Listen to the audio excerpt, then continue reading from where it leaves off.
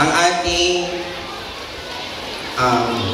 sabihin natin ama ng ating barangay, ang matipunong kapitan ng Santo Domingo, walang iba kundi si kagalang-galang Marlo S. de los Santos. O palakpakan natin ang ating mga bisita.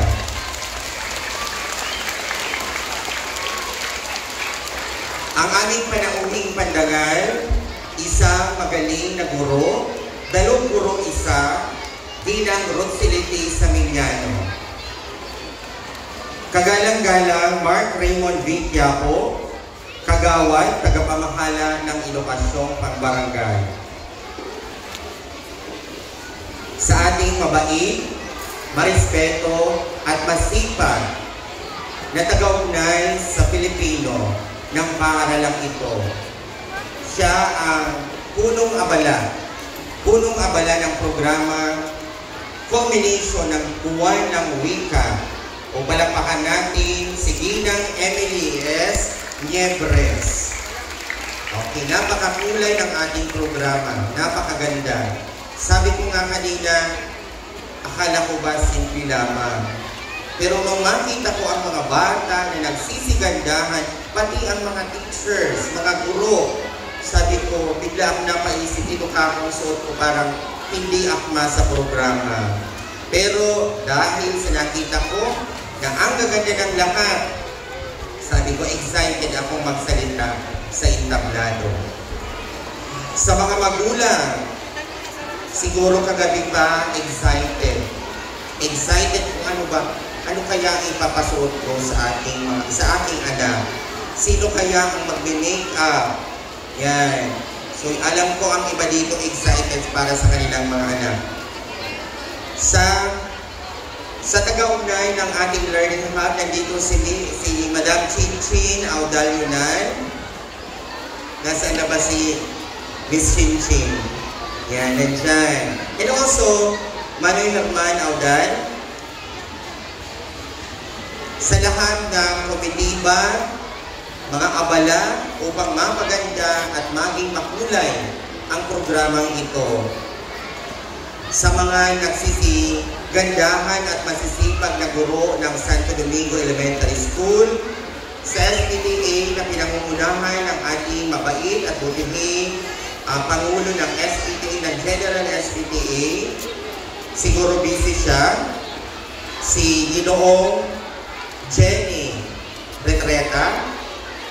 Mayroon pa ba? Sa lahat po na narinig ko ngayon sa Bulwagan, isang magandang umaga po sa inyong lahat.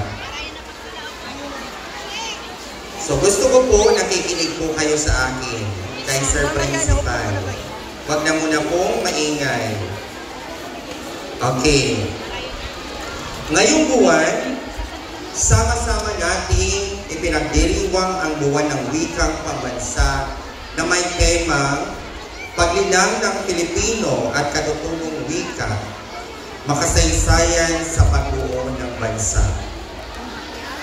Higit pa sa isang simpleng selebrasyon, ito ay paalaala sa atin ng kahalagahan ng ating wika. Hindi lamang bilang salita, kundi bilang pundasyon ng ating pagkakilanlan at pagkakaisa. Ang ating mga wika, maging Filipino man o ang ating mga katutubong wika. Ano ba ang ating mga katutubong wika? Yan, yung sinasalita ninyo, Rinconada dialect, yan ang ating katutubong wika. Ito ay nagdadala ng ating kasaysayan, kultura, at mga pangarap para sa kinabukasan. Makinig po ha, kasi siguro sa Monday magpapakwiz si Sir. Pupunta ako sa bawat classroom, titignan ko kung sino ba yung batang talagang nakinig sa akin.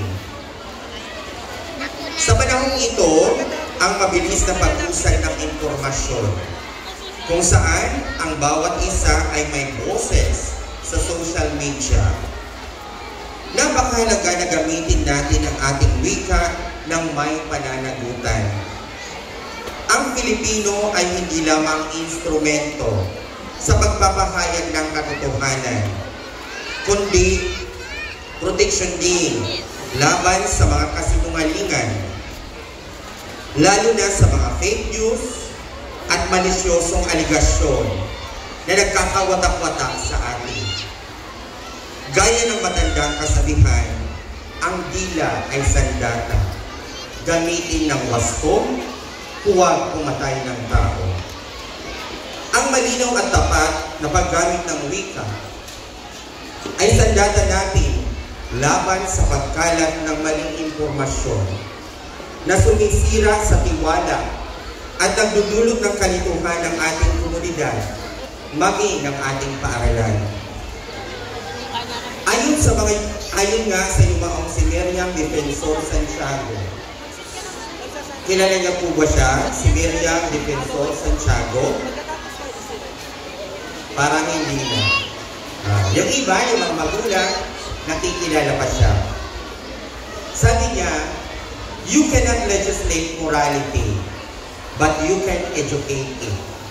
Ibig sabihin, bagamat hindi natin mapigilan ang paggawa ng mali, maaari natin turuan ang ating sarili, ang iba na gumawa ng tama. Tulad ng anekdota ni Jose Rizal. Sino nga si Jose Rizal? Siya ang ating pambansang bayani. Sabi niya, sa kanyang anekdota, ang pagong at matching. Ang pagiging mapaglinlang ay hindi nagtatagal at sa huli, nagbubunga ng kapahamakan sa lahat.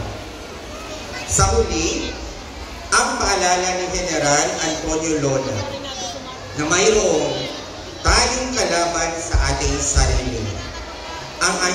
Ang ating pagiging malupit sa kapwa ay nagpapaalala sa atin na ang pinakamalaking laban ay ang nasa ating kamalayan.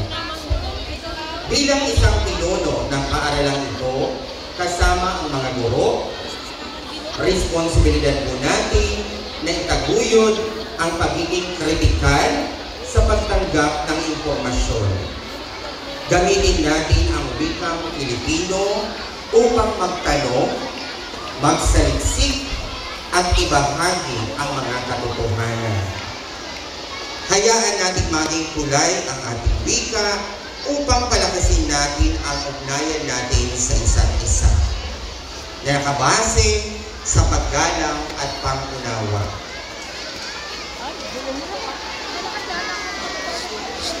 Ang pagiging makabuluhan ng bawat salitang ating bibitawan ay malaking kontribusyon sa pagbuo ng isang komunidad na matatag at mapagkakatiwalaan. So, imbes na magsalita mo na hindi kanais-nais, gamitin natin ang salitang wikang Pilipino, salita ng pagmamahal.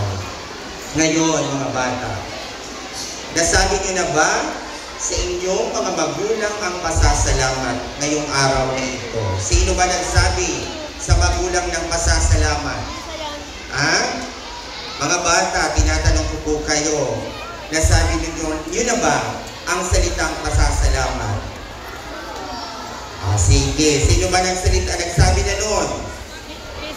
Yan, very good. So, gamitin natin ang wika ng pagmamahal. Sino ba dito nagsabi, mama or nanay, tatay or papa, mahal ko kayo? Sino ba nagsasabi noon? Yan, maraming salamat. Ibig sabihin lang, may natutunan kayo sa loob ng ating paaralan.